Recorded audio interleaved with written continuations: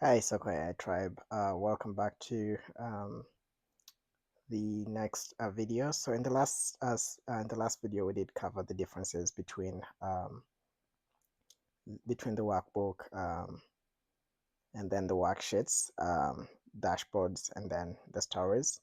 In today's video, we're going to be focusing a bit more on the data pen, which is right here to the left, and we'll be focusing on the difference between measures. Um, Measures and also dimensions. All right, just to get started, oftentimes you'll have the names put here, but typically you have dimensions here on the top, which are more focused on the granularity of the data. So, for example, being able to distinct data, for example, as per gender or marital status, monthly income. And right here at the bottom, you have the measures, which is the data that you're actually focused on um, visualizing or calculating. Although roles can be reversed as well, you can always change one. For example, you can always change a measure to a dimension and the other way around. Since we don't need this anymore, let's first go ahead and close some of this.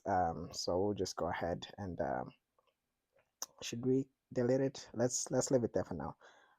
Let's just continue creating new sheets, and we're going to explore the difference a little bit here. All right, so right here we have gender, and if we click on it again, this is on the side of dimensions. So if we click on it, that is right click, here we can start saying some of the actions that we can take on any of this, right? So we see create, we can create a calculated field. We see transform, we can split the data, do a custom split or make a date. We can convert it to a measure, right? So we said initially that it was in a dimension. Let's see what happens when we click on it and say make it a measure. So right here we can see that after the original name we have count distinct, right? So this here is essentially calculating the fields that we have in gender. Let's go back here, and if we want to put it back to the initial one, we can go ahead and also do that, or we could convert it to discrete or convert it back to like we said a dimension, and that puts it right back here. Now let's, if you wanted to go ahead and maybe change the name because you want to call it something different, right? So we could go here and say that, if that makes more sense to you, right?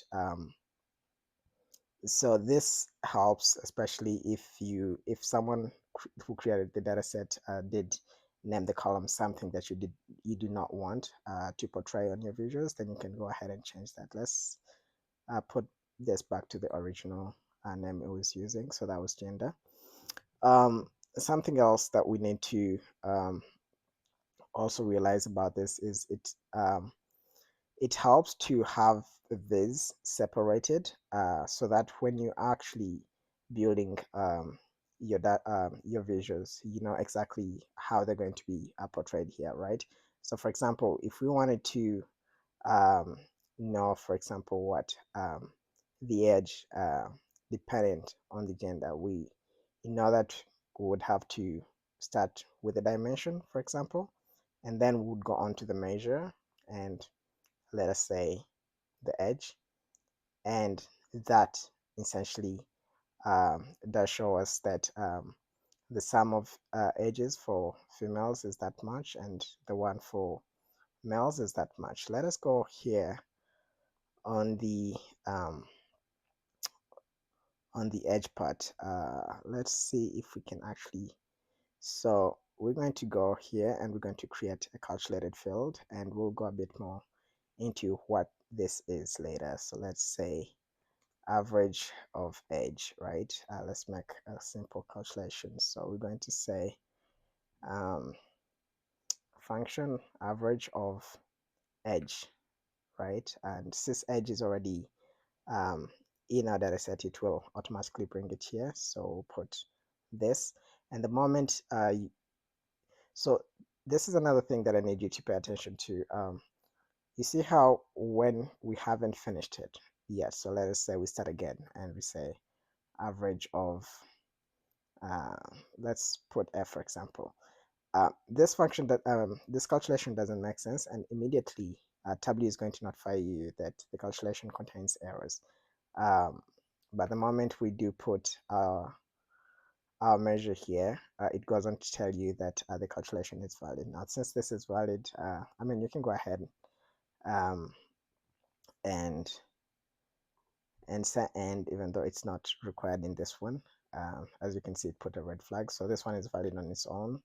We're going to go ahead and click OK, and it immediately puts it here. Now let's see what happens when we remove the sum um, of ages and actually put the average of the ages. Now we see that we actually seeing the average for females and the average for males.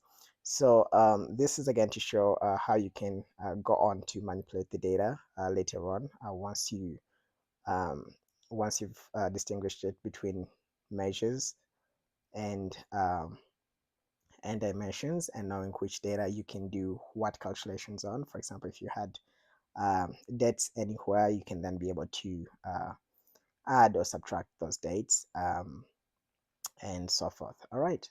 I hope this was helpful in regards to knowing the difference between these two. I will end this video, and we'll see you in the next one.